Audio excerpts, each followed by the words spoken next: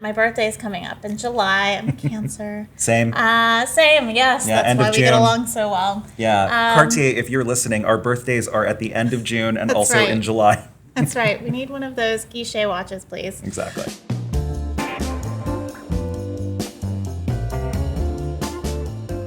Hello, and welcome to The Wind Up, the show where we talk about all things watches. I'm Paige Reddinger, Deputy Editor and Watch and Jewelry Editor here at Robb Report. And I'm Justin Fenner, Robb Report's Lifestyle Director. We have a fantastic episode for you today because it's the first time we'll have a guest on The Wind Up. We'll be speaking with Remi Guillemin, head of watches in Europe and the Americas for Christie's auction house. Remi just completed Christie's annual important watches sale here in New York, so we're excited to speak with him about the top lots, what buyers are looking for, and how consignors are feeling about selling coveted references in a tough economic climate. But before we do that, a few housekeeping notes. If you are listening to this on Spotify, Apple Podcasts, or even watching us on YouTube, please like, comment, and subscribe. Interactions like this help us spread the good word of watches as far and wide as possible. Also, don't forget to rate the show. And just a note, we're only currently accepting 5-star reviews. That's right, 5 stars only. Is this my camera? 5 stars only. 1, 2, 3, 4, 5. Anything less, just email us. For the ratings, we only want 5. Did we miss anything? I don't think so. Well, wait a minute. I want to talk about this watch because I've never seen you wear it before. It's true. I have this one on loan right now. I'm taking it on a test drive. This is the Zenith Defy Skyline. I'm normally not a sports watch girl. Yeah. They're always a little big on my wrist. I Yeah. have very small wrists.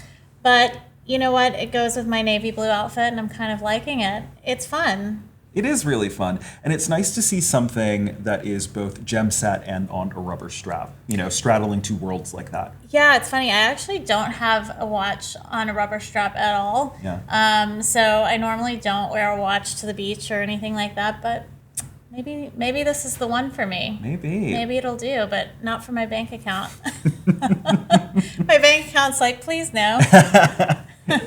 What are you hot on? I similarly am also not a sports watch girly, but I am dipping my toes into the other non-dressy side. This is actually on loan from our wonderful and very talented senior videographer, Justin Festejo, who lit us today. Yes. And who has some very nice watches. He's got the best collection at Robb Report, truly. True. This is a Rolex Air King. I really love how legible the dial is. I love that it has some heft, and I love that it is highly adaptable. I think the right person could get away with this wearing a tuxedo or t-shirt and a pair of jeans. Up next, we have Remi Guillemin from Christie's, who's going to join us for an in-depth conversation about watches and the auction market. We are back, and we are very happy to welcome the very first guest on The Wind Up, Remi Guillemin. Remi, thank you so much for joining us today. Thank you so much for having me. So Remi is the head of watches in Europe and the Americas for Christie's auction house. And what's really exciting is that yesterday you just completed the annual important watches sale here in New York City. And before we dig into the $11 million plus of watches that you sold yesterday, we have to know what's on your wrist. That is a really striking watch you're wearing. Yeah, thank you. Well, it's actually a funny watch, that I wear when I travel. It's a plastic wristwatch that was made by Jar, an American jeweler, that's known for making quite, special creations. And, in the world of jewelry, that is, highly reputable. But I really like it. It has a fun design, and it's easy to wear as well. So my travel watch for any time I travel. Yeah, Joel Arthur Rosenthal, who is Jar's, the best of the best in jewelry, and he's known to be very elusive, but these watches have become popular. I think he made these with the Met or exactly. the MoMA. In 2013. Yeah, they've become highly collectible. I think they sold for, not very much, a few $100, and now they're worth quite a bit more. What's very interesting, is I discovered, after purchasing the watch, that we sold a timepiece at Christie's for over $12,000, which kind of is a testament of, the identity that Jar is able to give to his products, and at the same time, the scarcity of the pieces that he makes. But for our viewers and for our listeners who may not understand how the auction world works or may be new to the auction world, can you sort of give us a quick and dirty understanding of what a watch specialist does? You're a watch specialist. You lead a team, an international team of watch specialists. What do you do and how do you put these sales together? I actually started as an intern, at Christie's in 2013 and gradually evolved to the role of specialist. And now I'm blessed, to have a great team with which I work, and collaborate very closely too. And the role of a specialist is basically to gather and curate, the best possible auction for our Christie's collectors and clients. So in a way, it's kind of like a treasure hunter, traveling around, Europe or the US or wherever in the world and trying to find watches that have, are genuinely interesting and that collectors are not going to find anywhere. So it could be a wristwatch with provenance, it could be a wristwatch that has been created in the 1920s at a very small scale that people have forgotten and that they would be very surprised to rediscover in an auction catalog. So that's the main goal of a watch specialist.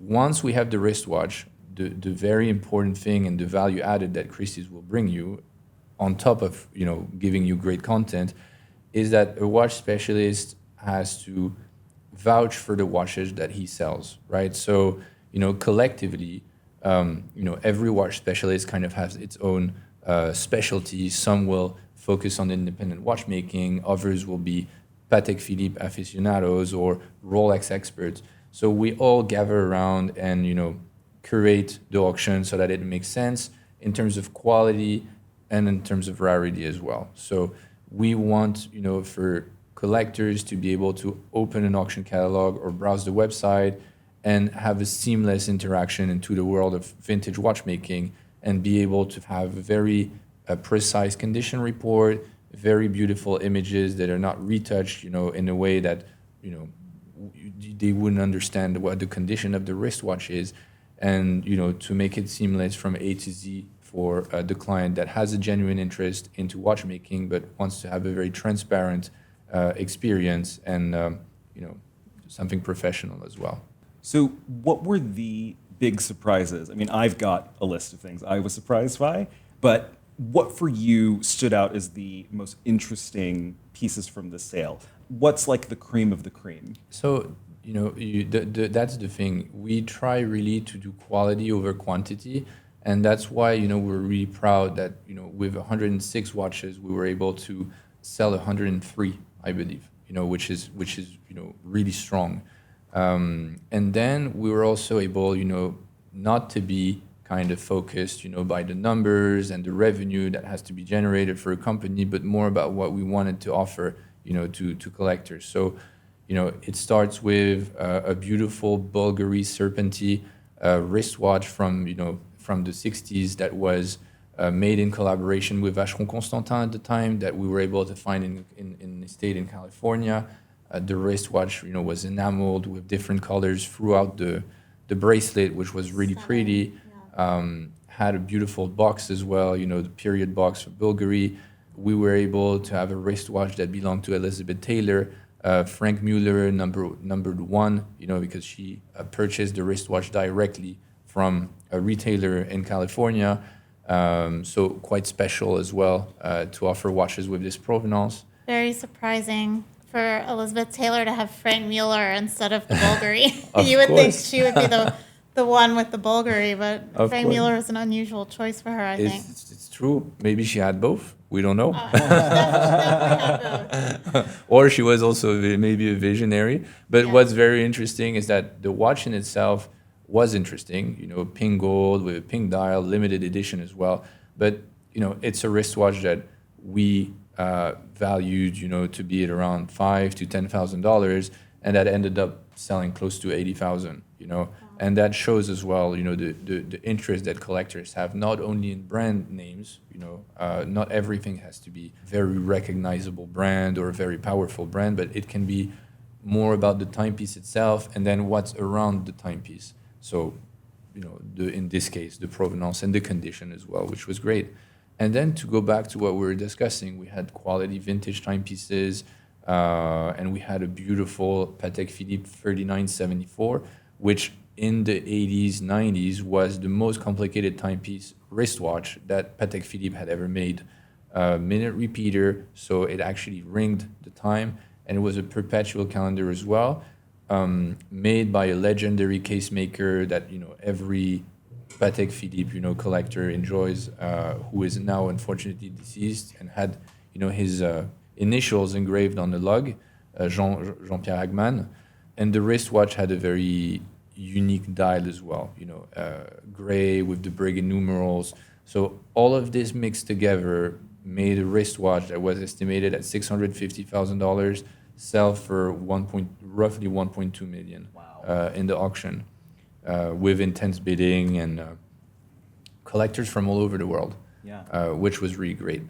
So, and then independent watchmakers, of course, talking about surprises. Even if we're not surprised anymore, François Paul Journe, the watches, just perform extremely well at the moment in auction. And, other brands like Grubel Forsey, for example, did really well. So we're very happy to see that the diversity of the timepieces at auction today cater to a very wide, array of collectors that have just different tastes and different interests, which is great to see.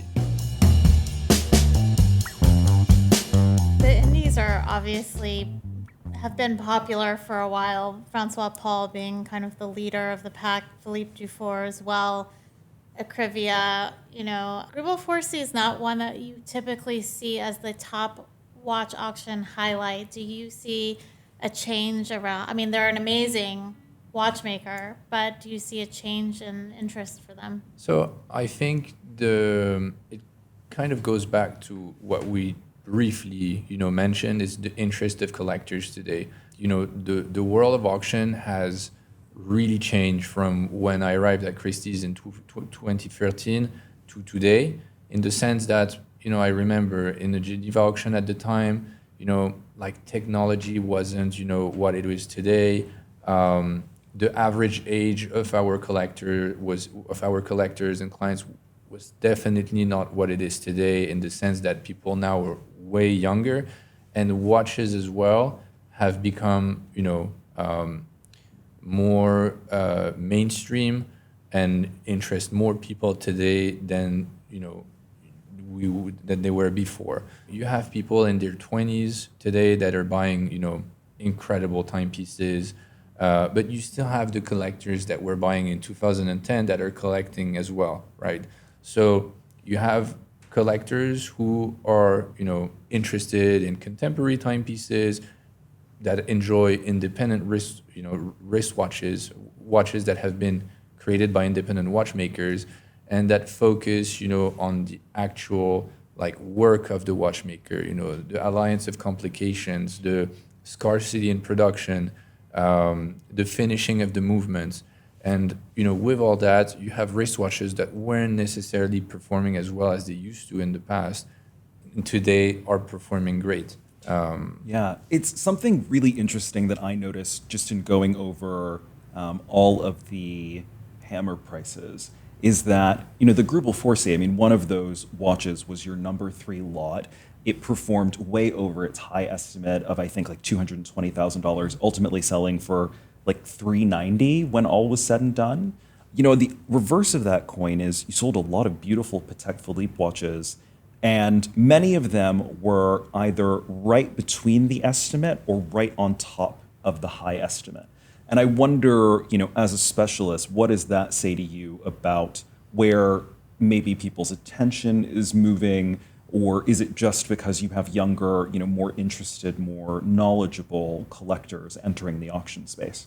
So I think that collectors today are highly knowledgeable, and a wider array of customers today have the knowledge in respect to 10 years ago or 15 years ago, where the knowledge was spread by word of mouth by specialists, in different parts of the world, and not as available as it is today, thanks to social media, thanks to the media in general. This is our fault. And And actually today, I think people are really paying close attention to what they want to purchase and are highly educated. For Patek Philippe, for example, the watches that we sold, for the most part, still sold above retail. Which is a great indication for the market. You buy a Nautilus 5711 that was roughly worth $40,000 at the time. You still sell it for 85,000 or 90,000 today. Yeah. It's still great. The amount of perceived rarity versus actual rarity, right? So a wristwatch that is difficult to find, but if you have the right amount of money, you can purchase it. Versus, for example, a wristwatch that whatever your purchasing power, you're not going to be able to find because it's just not. It's very rare, So there's a balance to be found, and I think that the market is finding it, which again is very positive. Yeah. Yeah. Does it make your job harder that now that everyone is kind of an expert, or at least thinks that they are? I think that it's actually a great thing for our market in general, because you had interpretations. For example, some markets have less access to information than others. For example, Rolex, the brand doesn't communicate like Patek Philippe would, with their extracts from the archives, or Audemars Piguet, or so many other brands. So I think that the fact that now information is so widely available has done great to the market, in order for the market to understand, what is correct and not correct. And gradually, and that's something that had happened, over a long time, this helps collectors a lot. And it helps us a lot, to make sure that we're able to represent a wristwatch as it's supposed to be, by collaborating with, the watchmakers in general. And I think that many watchmakers have actually realized that, they with social media and the fact that now information is so widely available, they have to communicate as well, right? So I think that access to information has only been positive and has forced many actors to, kind of participate more actively into distributing the right information.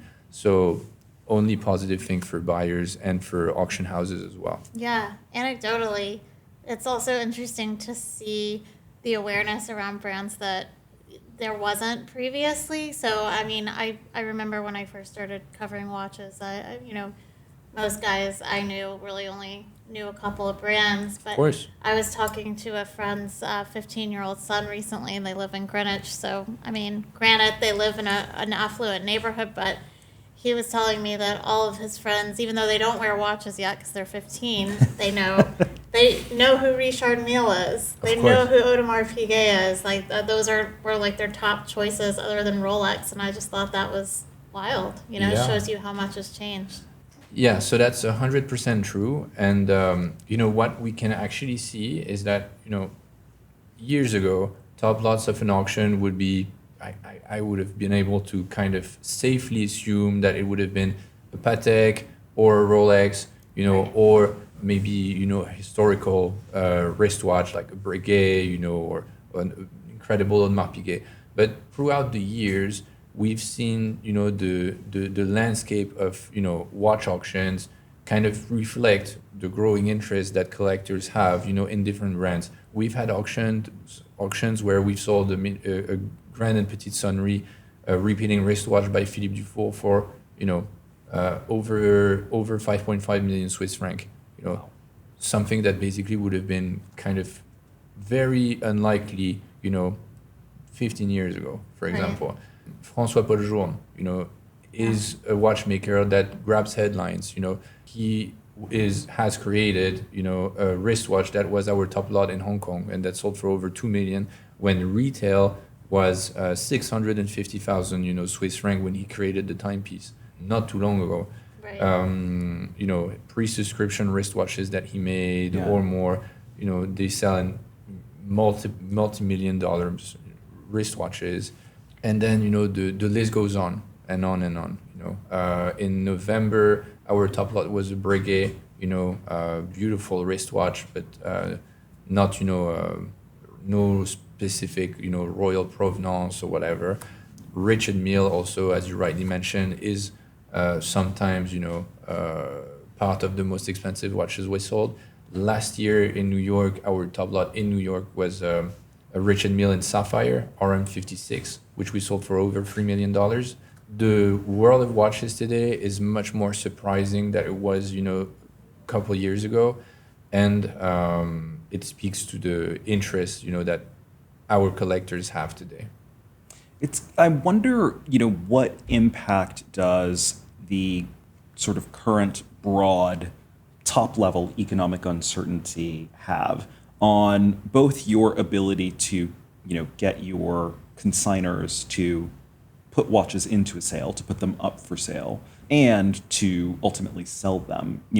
Are people on either side of that transaction being more conservative? Are there watches that maybe you weren't able to access that you would have liked to have had for this sale? How does that impact your ability to put together a sale and then ultimately to sell what you've got? What I've been able to see throughout, the years is that the watch market is extremely resilient, and the auction market for watches, especially, wherever it was COVID, which kind of stopped everything, or delayed everything.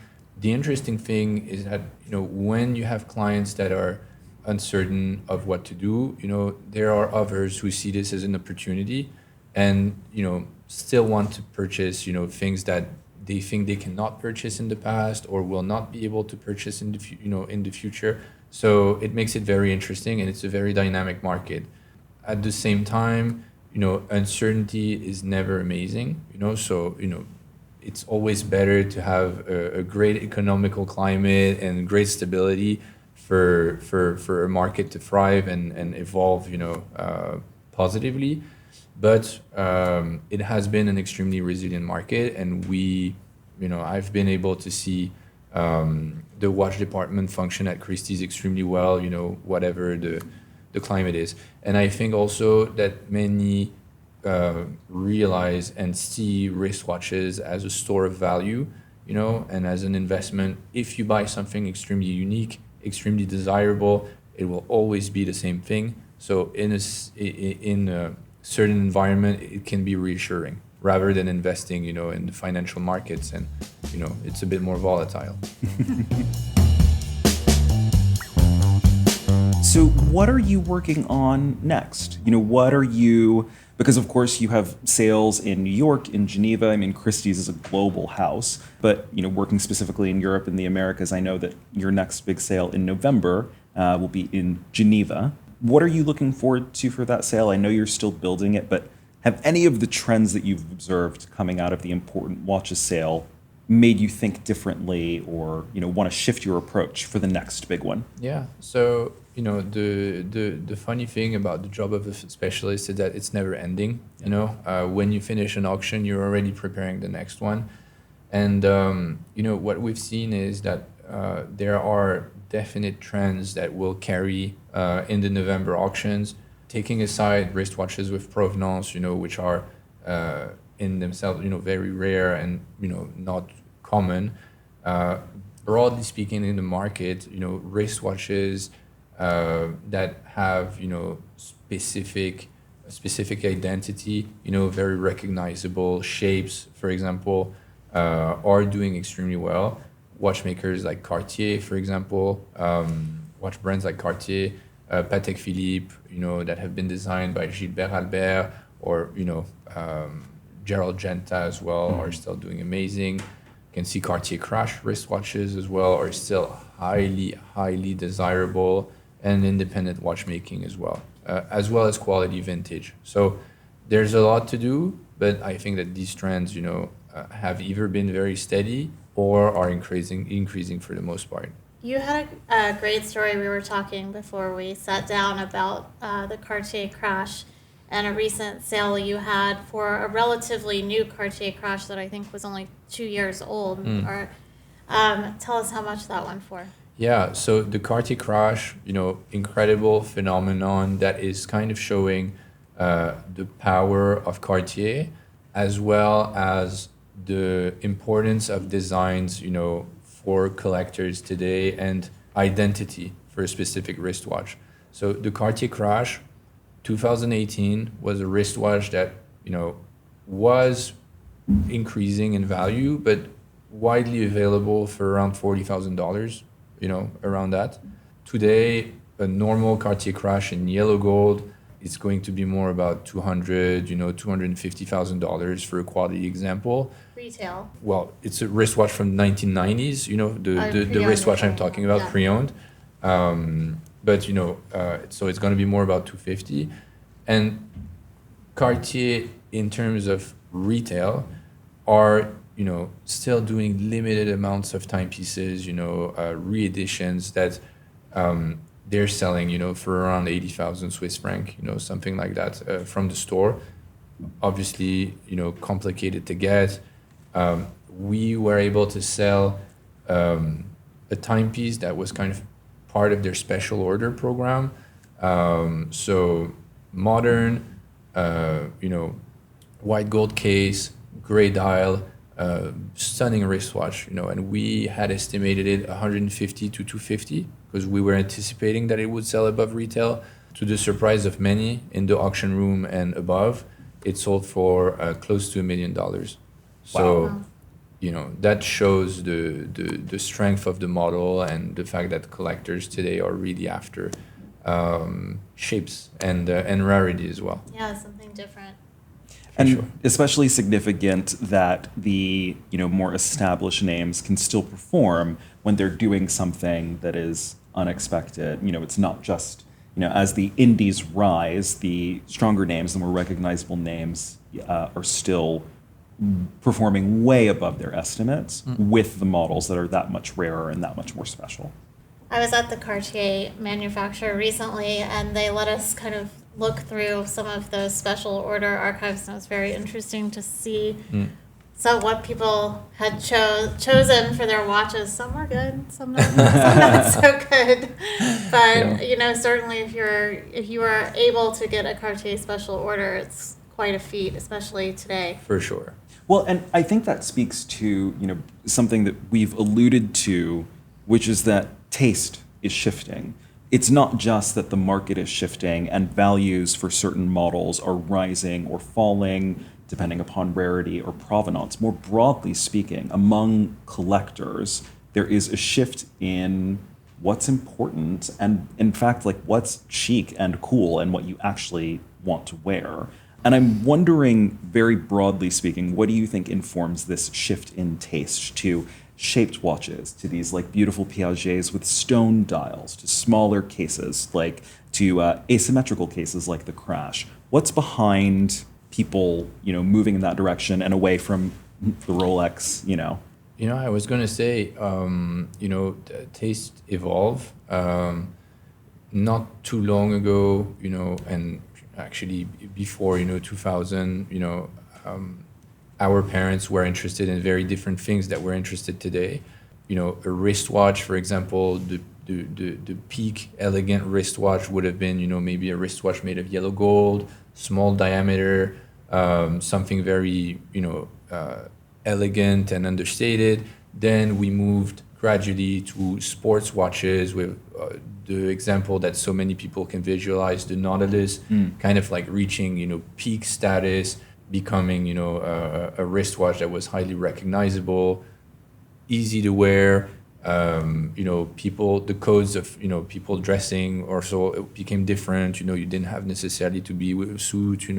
Could be with a t-shirt or whatever. The watch was very versatile. And now I think people are moving back to kind of classical watchmaking and have been moving back to classical watchmaking in the past years. And it goes back, to traditional core horological values, with cases made of gold, intricate designs as well. And demographically, the identity of our buyer has changed so much as well, where we have a rising acceptance of timepieces that were before considered only for men, only for women. Now things are much more blurred, and you have ladies that are very comfortable in wearing men's watches, and men comfortable enough in wearing a Cartier Crash today that they would have thought was only for a lady, 10 years ago.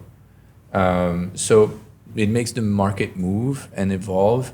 And that's why, today a Cartier Crash is part of the top lots that, that were sold in Geneva versus, years ago where, Cartier Crash was, worth a fraction of what it is worth today.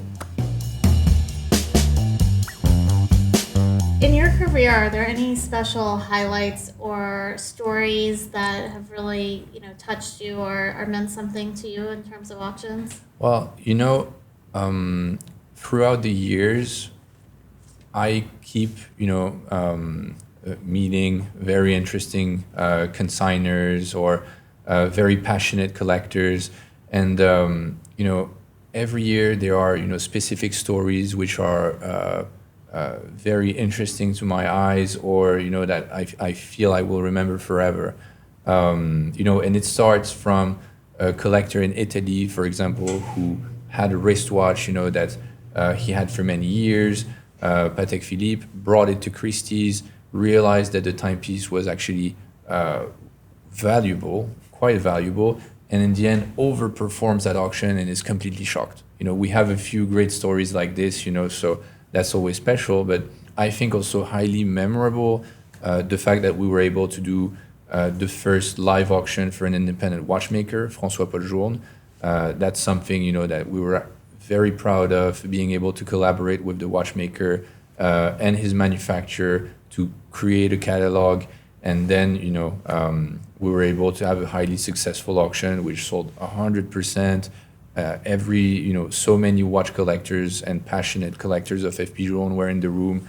The atmosphere was absolutely electric. So that was something that we and I was really, really proud of. But then it's also, specific consigners, like being able to sell the wristwatches of Michael Schumacher, which for me, the Formula One driver, right, 7-time world champion in his sport, driving for Ferrari, Mercedes, and having a huge impact in the sport. For me, that was something extremely special. Being able to see him, when I was a child with my father watching TV and he was winning championships, to assisting him in offering to the world, his incredible François Paul Journe or Audemars Piguet timepieces, Rolex as well. That to me is, the perks of being a watch specialist at Christie's. You worked with his family as well, correct, right? And what were they like? The nicest people ever. Honestly, we have incredible clients, but they were really the nicest people. And I feel really blessed that I was able to collaborate with them on offering these timepieces. Remi, what is the craziest bidding war that you personally have been responsible for? So we had last season, gentleman, who arrives in Geneva and shows us a wristwatch. The wristwatch, it's a stainless steel Breguet, tonneau-shaped, perpetual calendar with retrograde. So, I see the wristwatch and I'm like, oh my God, and I tried to kind of contain myself and everything. And I'm like, okay, so how did this, what happened and everything? He's like, oh, so this is a wristwatch that I received from my family. And it's the watch that I was wearing every day when I was at university. So, I was like, okay, incredible. This is a very rare watch. We would be honored to offer it at auction. We believe that the right estimate is 100 to 200, but that it will perform really well. So he's like, okay, that's completely fine. I didn't know it was worth 100,000. I wouldn't have worn it at the university otherwise. That's a very nice watch to be wearing around university. Of course. So he was like, completely fine, And then we start digging into the history of the wristwatch, and we realized that it originally belonged to Paul Irib, and that's thanks to Emmanuel Breguet and Breguet in general, who have incredibly detailed archives. Paul Irib, who was the lover of Coco Chanel, the creator for Chanel.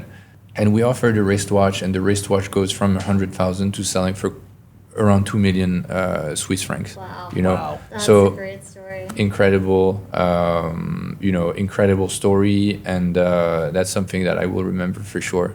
Wow. Yeah, the Breguet archives are incredible. I've visited in Paris and with Emmanuel Breguet, who obviously is a descendant and their heritage director, and it's crazy. You can open these ancient books. You can literally see Napoleon's signature for an Of order. course. It's wild. Yeah, It's really incredible. This is really incredible value added for collectors who are looking to acquire, vintage Breguet timepieces. 100%. Remi, thank you so much for being here and for being our first guest on the Wind Up. It's my Thank you. great pleasure. Thank you so much for having me. And when we're back, we're going to find out what's got Paige wound up. Welcome back to the Wind Up. Man, what a fascinating conversation.